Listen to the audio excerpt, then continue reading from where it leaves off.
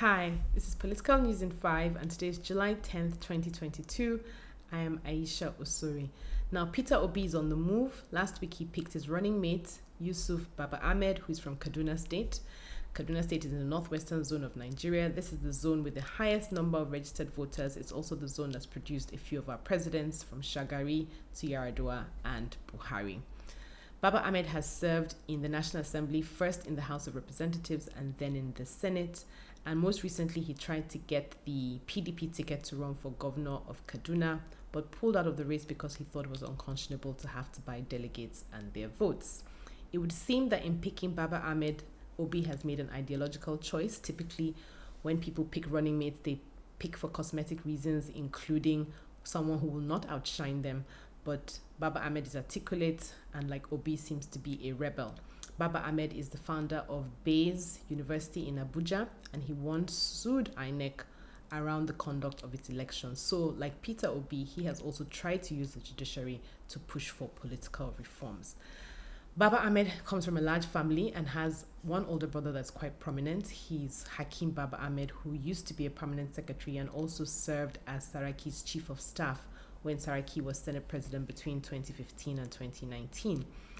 Baba Ahmed Hakim is also the spokesperson for the Northern Elders Forum and has quite a few political sound bites under his belt. I want to read one of his quotes about 2023. He said, quotes begins, anyone who does not want a Northern president in 2023 is free to leave Nigeria when a Northern president emerges, end quote.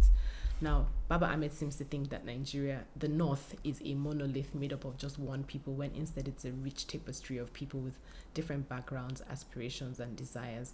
And the same way Nigerians have voted for Northerners and Southerners in the past, the same way Northerners will vote for whoever they want.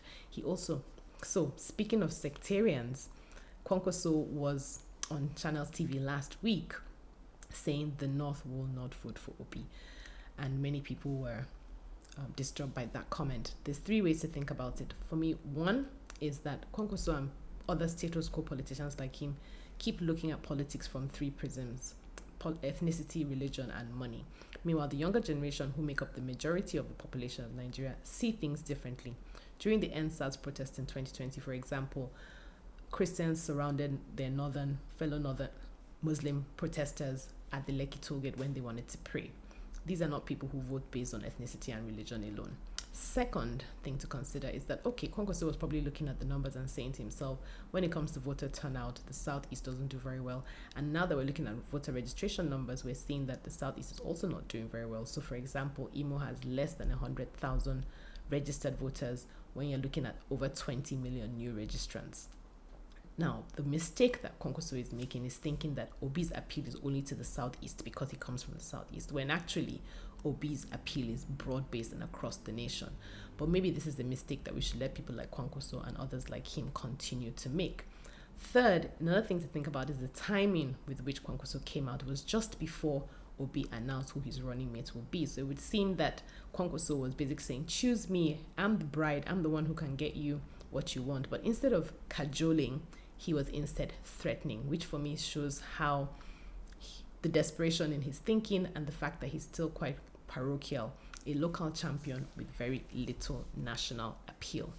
Now, speaking of brides, who is going to be Tinubu's vice president?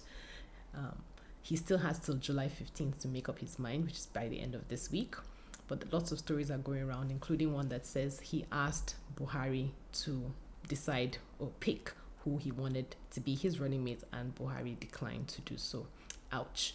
But two people are taking the primping very seriously. One of them is Ganduje, who has been giving Tinubu really close marking, aka Gombody, since June, when Tinubu emerged as the APC presidential candidate.